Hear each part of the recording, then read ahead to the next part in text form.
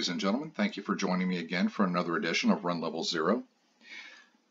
I know you guys have been patiently waiting for my desktop reviews to begin again, and I thank you for your patience. I'm just about ready to start those. I've been test driving a couple of distros for a couple of weeks now. I just don't want to put anything out prematurely. When I do a review, I've always committed to only conducting a review on a desktop after I feel that I have thoroughly vetted it, that I can present you with a complete picture of how the OS, the distro, the desktop, whatever I'm reviewing, how well that is functioning. So I'm just about there. Hopefully I'll be able to. The first one I'm going to do is this Makulu Flash. I've been running it. I've been very happy with it. And I will hopefully have this one up sometime this weekend with a couple of others to follow next week. I just hope that I'm not running ahead too quickly. Okay, anyway, while I've been reviewing Makulu Flash, and I've been very happy with it, one of the features that I've noticed that we used to not see too often, get over to my downloads folder, when I right-click a file, we have integrated scan for viruses or send to ClamTK. And this, I'm very happy to see this, and we're seeing this more and more in Linux distros.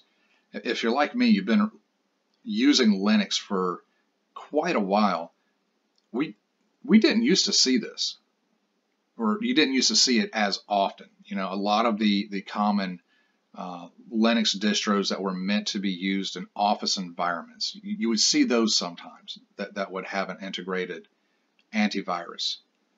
But one of the reasons why many of us were drawn to Linux to begin with was the fact that it was almost virus proof. So that's what I want to talk about today. Is that the case anymore? And I intend this to be a discussion. Please leave me feedback in the comments below on your thoughts. But as always, please keep it simple, and remember, our newer users may not be as, they won't have the history with Linux that we do, and there may be some noob questions down in the comments. Just please, I've always asked you to please keep your responses to newer people civil and gentle. So I just always want my channel to be an environment safe for newcomers to Linux. But yeah, viruses in Linux. Was Linux ever really virus proof? I think the answer to that is no. There's no such thing as code written by a human that is virus proof, or exploit proof would be a better term. As long as code is written by people, there will be exploits to that code. So why was Linux why is Linux so prone to be free from viruses? I think there's a couple of reasons for that. I think first and foremost, Linux was protected behind a veil of anonymity. When somebody writes a virus, their goal is to infect as many machines as possible. And Linux has always held such a small market share that it just, unless you're targeting a specific system, it really wasn't profitable to target Linux with a virus. The attacker would be wasting their time. And this is from April 2017 to March 2018. So these are recent stats. We look at the market share. You can see Windows still holds 88.72% of the desktop laptop market share, with Mac OS falling underneath that at 8.56%, and then Linux coming in at 2.3%. And that, folks, I don't have the historical data in front of me, but that actually seems like a pretty big number compared to the numbers that I was seeing even just 10 years ago on Linux. Of course, then you have Chrome OS, unknown, I like that, and then BSD following in it 1/10 of 1%. Or I'm sorry, yeah. So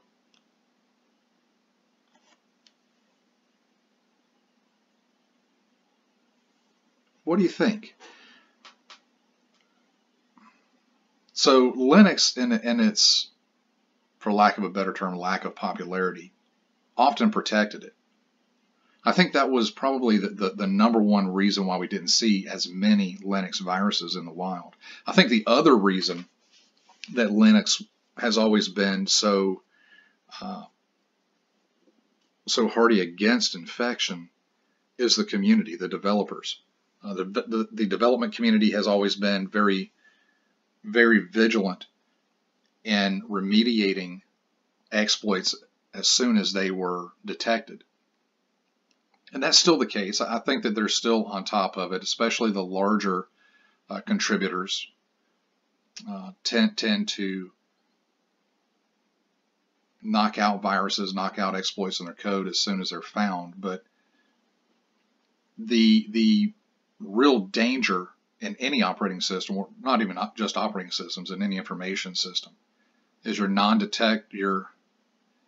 undetected non-compliance. It's stuff that you don't even know where you're non-compliant. The zero-day attacks out there, and they are out there for Linux too. So are they as big a deal for us? Looking at these numbers, one would be tempted to say no. We're still fairly obscure when you look at Windows. And then Mac OS having 8.56% would logically be next in line for the number of viruses in the wild. But there is a wrench to throw in that logic, and this is what I want to look at now, because when you look at these are the stats for desktop and laptop computers, but when you look at overall OSs, there is another category of computer in our mobile devices, our phones and tablets. So when you add that into the mix, now we have Android.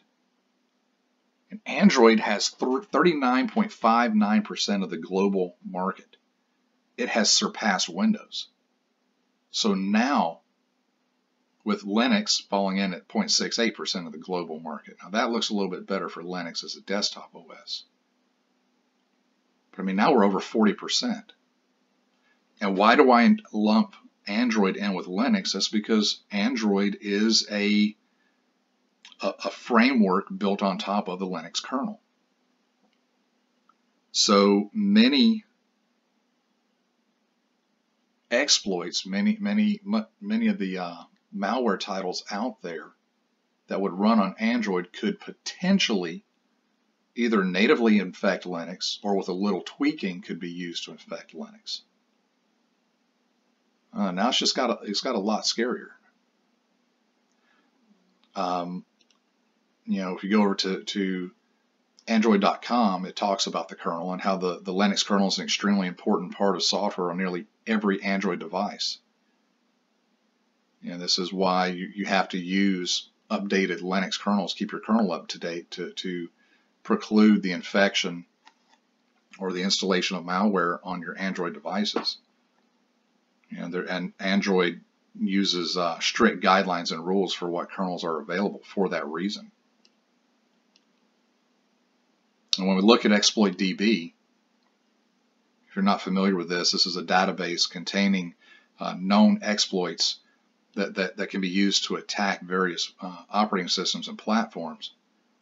When we look at, say, Windows, they have 9,074 total entries for exploits. And each one of these exploits, well, not each one of them, many of these exploits can be used in malware to take advantage of different aspects of your operating system. So, we have 9,000 for Windows. But when we look at Linux, 2,700 exploits. That's scary. Let's see, what else do we have out down here? Let's see if we can find one for Mac, see what the numbers are like. Apologies. Let's see, what are the numbers like for Mac? Here we go, Mac OS. Only 51 for Mac OS. So in theory, Mac OS is more secure than Linux, or at least they have less exploits. And that's just that's just looking at it quickly. But I think it gets the point across. How many of us are actually running antivirus on our Linux distros? I've actually seen, over the years, a bit of a haughty attitude from Linux users when it comes to antivirus, and there continues to be for lack of a better term, an air of arrogance among Linux users, long-term Linux users, that still want to believe that Linux is bomb-proof, that it is immune to viruses, that I've seen a lot of people say, and that's just not the case, especially not anymore. So what, if any, antivirus are you running on your Linux OS? I'm glad to see, people producing distros like Jacques over here at Makulu that they are incorporating antivirus into their desktops. I think that is a responsible thing for any distro developer to do, and hats off to them for doing that. Folks over there at Makulu, they've always impressed me with the thoroughness with which they vet their OS or their distro. But I think that the attitude within the Linux community really needs to change. I have pulled up a couple pages on the help.ubuntu.com. So you want to know how to use antivirus software on Ubuntu. And then there's like the antivirus community. Why do I need to install antivirus software? It says one, you could be required to have a virus scanner installed by the terms of use of the company you work for to scan files locally over your network. Windows viruses may potentially run via Wine. How many of you use Wine? But they say that discovered Linux viruses are mitigated. Well, we talked about that. Yeah, they still do a good job. And then they actually go into a few suggested resources for antivirus. Of course, ClamAV, that's been the de facto Linux antivirus for a long time. It works. It works good. In fact, that's what's running on Makulu. But then you have free supported versions of proprietary antivirus. Sophos, Komodo, FProtect, that's been there for a while. Komodo's been around a while. I haven't used Sophos yet. Need to check that out. But then we have other free versions, proprietary, of Avast, Bitdefender, Panda, ESET, So they say reasons Linux is less prone to malware. Programs are run as normal user, not root user. And that's true. That is very true. Many of the exploits require root user privileges to install. And you can even use, if you're a Windows user, you can even use this kind of logic for yourself. And one of the default things that I believe makes Windows so much more vulnerable is that by default, your initial user in Windows is your sysadmin, and that is a dangerous thing to do. Many corporate environments will actually require the default admin account to be disabled in a system, in a Windows system, with a secondary admin account being created with a unique name, and then normal everyday users never run with admin permissions. And if you're a Windows user, you can take that same logic and help protect yourself from a lot of the malware. You can actually create a new admin account on your system, give it a unique name, disable the built-in admin, and create a user account for yourself. And that's the one that you use for day-to-day operations. And then when you need to administer your system, you log on as admin. Yes, a little more work, but it's a lot safer.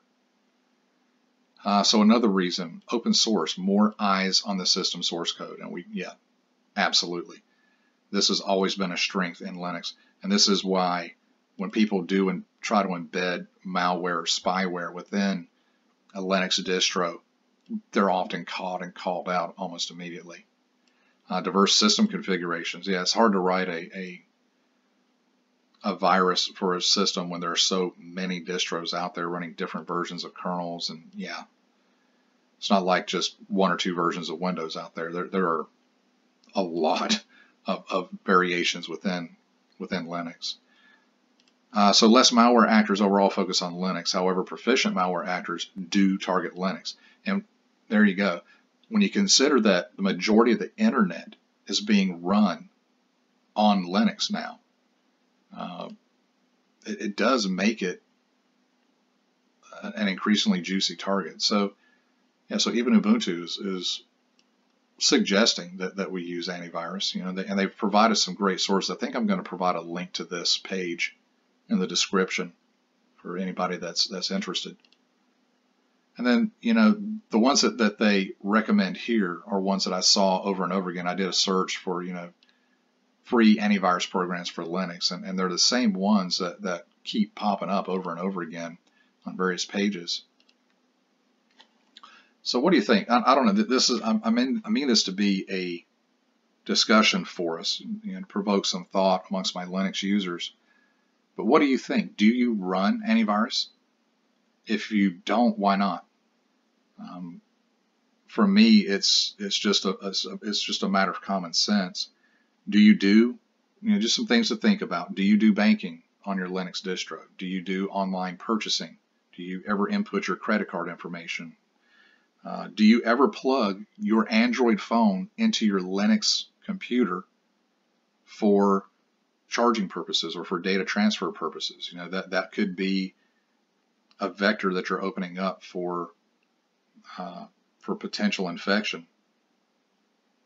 You know, I said it before, and I'll say it again. There's a term that you need to be aware of, and it is undetected non-compliance, and that is the biggest threat in any system. That is one of the biggest fears in any type of a risk management framework.